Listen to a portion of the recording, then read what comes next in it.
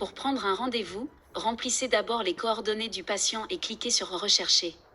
Une fois que vous avez identifié le patient dans le système, cliquez sur l'icône du calendrier sur le côté droit de l'écran. Une nouvelle fenêtre s'ouvrira et vous indiquera le rendez-vous existant pour ce patient. Si vous souhaitez prendre un nouveau rendez-vous, cliquez sur le signe plus, sélectionnez le service et l'agenda du médecin correspondant, puis choisissez une date. Les dates disponibles sont colorées dans le calendrier. Cliquez sur Continuer et un message de confirmation s'affichera pour confirmer le rendez-vous. Si vous cliquez à nouveau sur l'icône du calendrier de ce patient, vous verrez qu'une nouvelle date de rendez-vous a été enregistrée.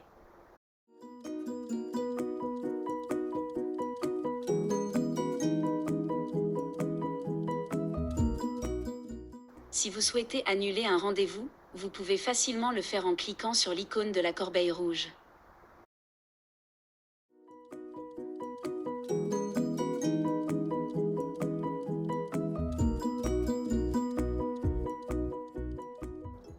Un patient a rendez-vous aujourd'hui au service des consultations externes. La première chose qu'il fera à son arrivée sera de s'enregistrer au comptoir. L'administrateur peut facilement le faire en cliquant sur l'icône du patient. Comme vous pouvez le voir, un symbole de dollar rouge apparaîtra sur l'icône du patient lié à une facture automatisée, ce qui signifie que le patient doit passer à la caisse pour payer les frais de consultation avant de voir le médecin. Une fois le ticket payé, une coche verte apparaît, reflétant le changement de statut du patient.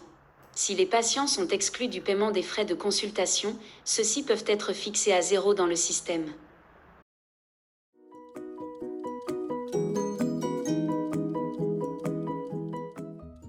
Le système permet également d'enregistrer automatiquement les patients qui se sont présentés à la consultation, show, et ceux qui ne se sont pas présentés à leur rendez-vous, no show, et de disposer d'une statistique automatique sur les rendez-vous manqués.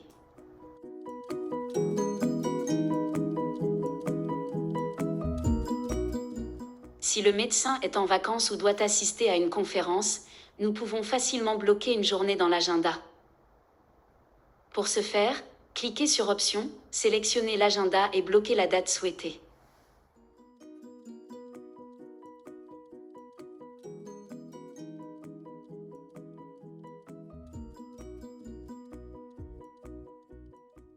Un message de confirmation sera généré.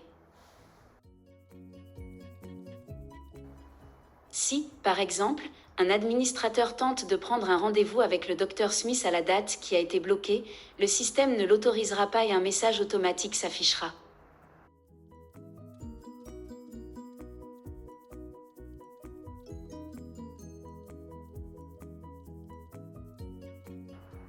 Si le Dr Smith annule sa conférence, nous pouvons très facilement réinitialiser la date dans le calendrier en allant dans les options, en sélectionnant la date et en cliquant sur Rendre la date disponible.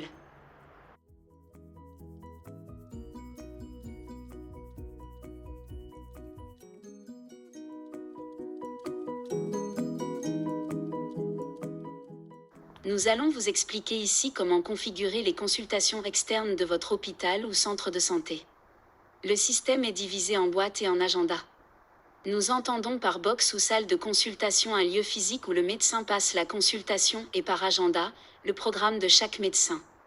Par exemple, la salle de consultation numéro 1 a 2 agendas le lundi, la consultation du matin du Dr Janet et celle de l'après-midi du Dr Lala.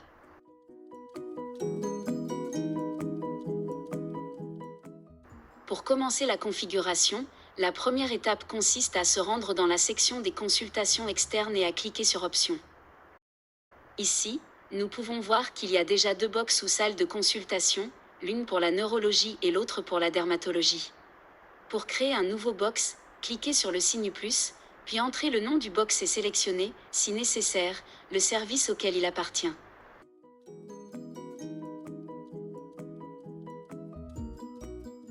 La deuxième étape consiste à créer les agendas des médecins associés à ce box ou à cette salle de consultation.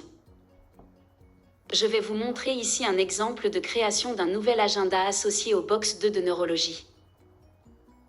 Nous introduisons tous les détails, y compris les jours où la consultation a lieu, ainsi que l'horaire et le médecin responsable ou le nombre maximum de patients qui peuvent être vus dans une journée.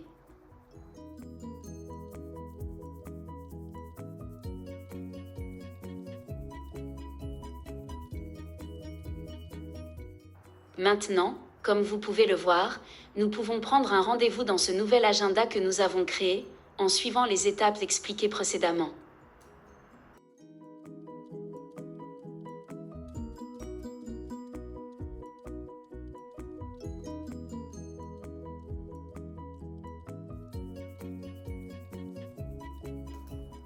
La dernière étape consiste à fixer le prix des consultations. Nous le faisons en cliquant sur Options et ensuite sur Tarifs. Ici, nous introduisons le prix, par exemple 5 000 et nous cliquons sur Sauvegarder.